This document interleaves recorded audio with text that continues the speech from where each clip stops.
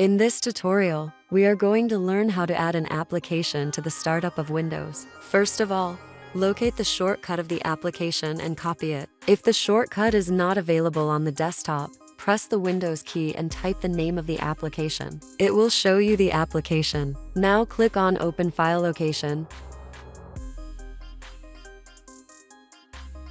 Right-click the application and select Create Shortcut. This will prompt you to create the shortcut on the desktop instead of here. Click Yes, and this will create a shortcut on the desktop.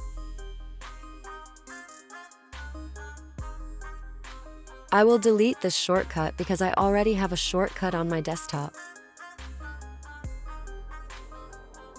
Now, right-click the file and choose Copy. Open Run by pressing the Windows key plus the R key. Type this command and press the Enter key.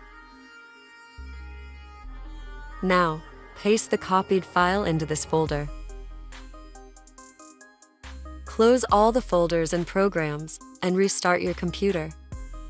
I am 100% sure that the next time you open your computer, this application will run with the startup applications. Thanks for watching.